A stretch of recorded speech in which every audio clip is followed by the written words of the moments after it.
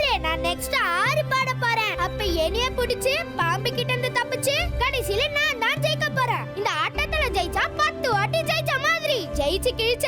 ரொம்ப நேரமா இததான் சொல்லிட்டு இருக்க. ஆனா பாம்பு உன்னை விடவே மாட்டேங்குது. கருணா, அர்ஜுனா, பரமபதம் விளையாட்ட விளையாடுறீங்க. அண்ணனுக்கும் தம்பிக்கும் விளையாட வேற எதுவுமே கிடைக்கலையா? இந்த பாம்பு இருக்கிற விளையாட்டெல்லாம் விளையாட கூடாதுன்னு சொல்லிருக்கேன்ல. வெளியில போய் விளையாடணும்னா விட மாட்டேங்கிறீங்க. வீட்லயே உட்கார்ந்து பரமபதம் விளையாடணும்னாலும் விட மாட்டேங்கிறீங்க. இழுத்து 2 விட்டேன்னா எல்லாம் சரியாயிடும். இன்னொரு வாட்டி இந்த விளையாட்டு விளையாடிங்கன்னா அவ்வளவுதான். அந்த ஆண்டவன் ஏன் தான் பாம்பை படைச்சானோ என்னமோ. அம்மா அம்மா குடுமா, ஒரு 5 நிமிஷம் விளையாடுறோம். இனிமே விளையாடவே மாட்டோம் குடுமா. 5 நிமிஷம் இல்ல, இதுதான் கடைசி. இனிமே இந்த வீட்ல பரமபதம் விளையாட்டே விளையாட கூடாது. புரியுதா? இப்பவே இந்த போர்டை எரிச்சிடுறேன். 2 பேரும் போய் படுங்க. மாட்டேன் மாட்டேன், நான் படுக்க மாட்டேன். முதல்ல எனக்கு அந்த போர்டை கொடுங்க. அர்ஜுனா, பாட்டி பாருங்க பாட்டி அம்மாவை. ஏண்டா என்னாச்சு? அவங்க கையில இருக்க போர்டை முதல்ல கொடுக்க சொல்லுங்க. அர்ஜுனா, உங்க 2 பேரையும் உள்ள போய் படுங்கன்னு தானே சொன்னேன். மாட்டேன், நான் படுக்க மாட்டேன். முதல்ல அது கொடுங்க. ஹேமா, எதுக்கு இவன் இப்படி அடம் பிடிக்கிறான்? இதுவரை இப்படி அடம் பிடிச்சதே இல்லையே. நீங்களே பாருங்க அத்தை, சொன்ன பேச்ச கேட்கவே மாட்டேங்கிறா. அண்ணனும் தம்பியும் சேர்ந்துக்கிட்டு பரமபதம் விளையாடிட்டு இருக்காங்க.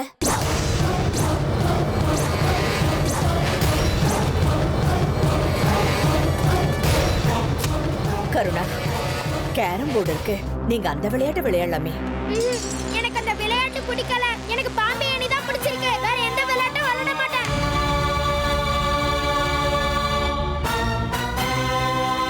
நீங்க 2 பேரும் நல்ல பிள்ளைங்க தானே. இனிமே நீங்க கேரம் போர்டு தான் விளையாடணும். ஏன் பாட்டி, உங்கள மாதிரி அம்மாவும் விளையாட வேணாம்னு சொல்றாங்க? பரமபதம் விளையாட்ட விளையாடினா என்ன ஆகும் சொல்லுங்க. ஒண்ணும் ஆகாது. ஆனா இந்த வீட்ல இந்த விளையாட்டு விளையாடக்கூடாது. பாட்டி சொல்றல, பாட்டி சொன்னா கேட்கணும். நீங்க 2 பேரும் ஏன் விளையாட கூடாதுன்னு சொல்றீங்கன்னு எனக்கு புரிஞ்சு போச்சு. என்ன? போர்ட்ல இருக்க பாம்பு பொம்மை என்ன கடிச்சிரும் தானே நினைக்கிறீங்க? வாய மூடுறா, அப்படியெல்லாம் பேசக்கூடாது. உங்க 2 பேருக்கும் எதுவும் ஆகாது. எழுந்து என் கூட வாங்க.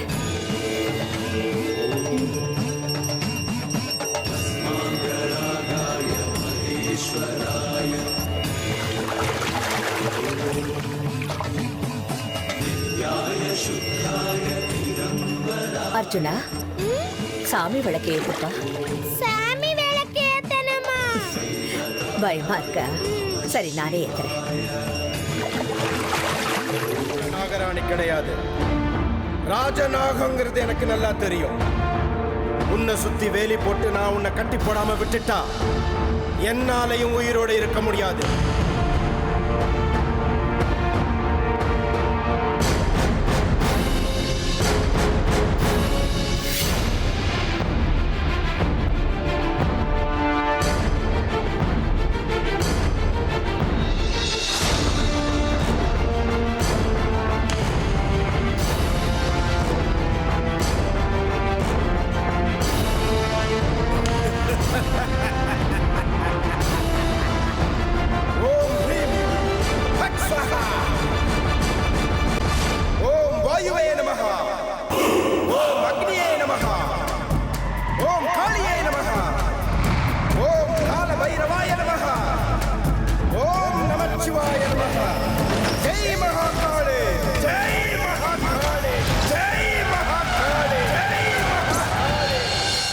எதுக்காக தேவையில்லாம ஏன் மேல கோபப்படுறீங்க?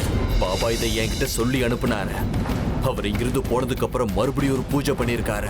அப்பதான் அவருக்கு ஒரு விஷயம் தெரிஞ்சிருக்க. நாம இந்த வீட்டை விட்டு போயே ஆகணும், இந்த ஊரை விட்டு போகணும்னு சொன்னாரு. அதான், அது எப்படிடா முடியும்? பரம்பரை பரம்பரையா நம்ம வம்ச வழி வாழ்ற வீடு இது. நீங்க 2 பேரும் பிறந்த வீடு. இந்த ஊர் மக்கள் வீடு எல்லாத்தையும் விட்டுட்டு வேற ஊருக்கு போறதா? அது எப்படி ருத்ரா முடியும்? எனக்கு தெரியுமா, நீங்க சொன்னது எதா நானும் பாபா கிட்ட சொன்னேன். அதுக்கு அவரு ஒரே வார்த்தையில பதில் சொல்லிட்டாரு. வீடு சொத்து தான் முக்கியம், உங்க வீட்டுல இருக்கிற யாரையாவது பலி கொடுக்க தயாரானு கேட்டாரு. மூணு வாய ருத்ரா.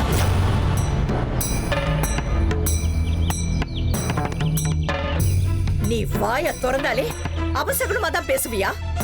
குடும்பம் நடத்துற வீட்டுல இப்படி அபசகுணமா பேசக்கூடாதுன்னு தெரியாதா? உண்மையாமா, நான் பேசினா உங்களுக்கு பிடிக்காத.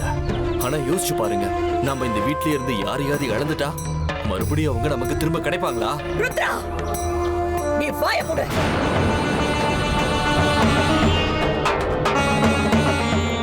விஷ்ணு, என்னடா இவன் என்னென்னமோ பேசுறான்?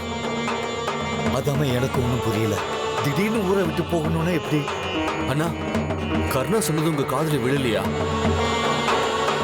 பாம்பு நம்ம வீட்டு வாசல் வரைக்கும் வந்து காத்துட்டு இருக்க. பசங்க மறுபடியும் பாம்பு கிட்ட மாட்டிக்கிட்டா என்ன பண்றது? முதல்ல வாய மூடுறா. அம்மா, பாபாவை கூப்பிட்டு வீட்டுல ஒரு பெரிய பூஜை ஏதாவது பண்ணலாம். எல்லாருக்கும் தாயத்தை கட்டி விடலாம். ஆமா, அதான் சரி. இன்னைக்கே பாபா கிட்ட பேசி ஆகணும். எவ்வளவு பணம் செலவானாலும் பரவாயில்ல, அவர்கிட்ட பேசலாம். இதுக்கு பாபா ஒத்துக்க மாட்டாரு. நானும் முதல்ல அதையே தான் கேட்டேன். அது சாதாரண பாம்புல ராஜநாகங்கிறதுனால எப்ப வேணா யாரு உருவத்துல வேணா வீட்டுக்குள்ள வர முடியும்.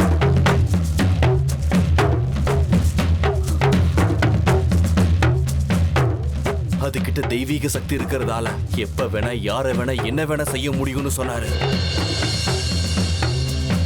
அதனாலதான் நம்மள 12 வருஷம் வேற ஊருக்கு போய் இருக்க சொல்றாரு. அந்த சமயத்துல அவர் அந்த பாம்பை கட்டி போடுறேன்னு சொல்லியிருக்காரு. எனக்கு என்னமோ பாபா இவ்வளவு தூரம் சொல்லி அவர் வார்த்தையை மீறத சரின்னு படல. இதுக்கு மேல முடிவு பண்ண வேண்டியது நீங்க தான்.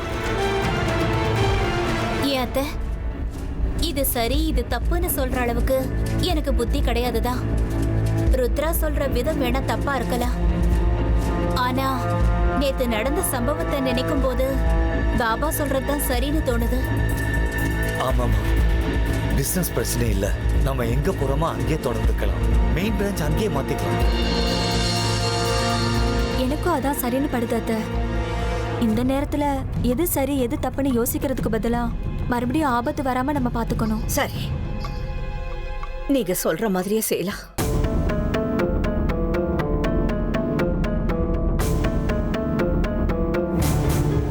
ஆனா நம்ம நாளைக்கு இங்கிருந்து போயாகணும்.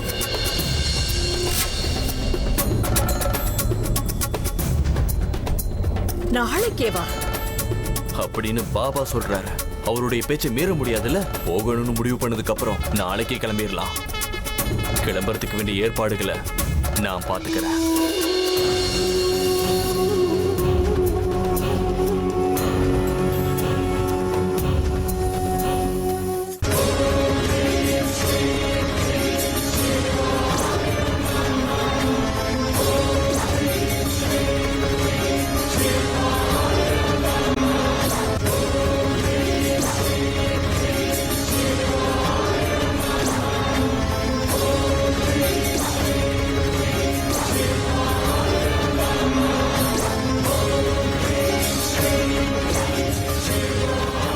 ராஜநாகமே, 100 வகையான உருவங்கள்ல வரக்கூடிய சக்தி உனக்கு இருக்கு.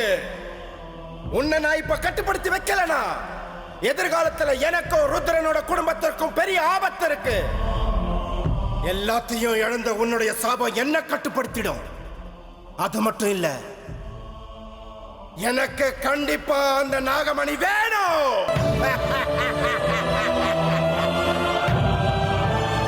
நாகமணியை நான் அடையணும்னா அதுக்குண்டான வழியை நான் சுலபப்படுத்தணும்.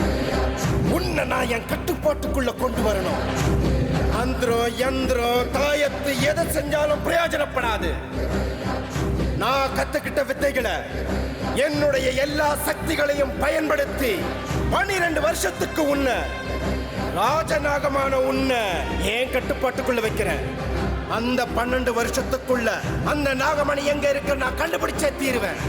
என்னோட மொத்த சக்திகளும் போனாலும் பரவாயில்ல, உன்னை கட்டுப்படுத்தி வைக்கிறதா என்னோட குறிக்கோள். இன்னைக்கு அந்த நாகமணியை நீ என் கண்ணுக்கு காட்டியாகணும்.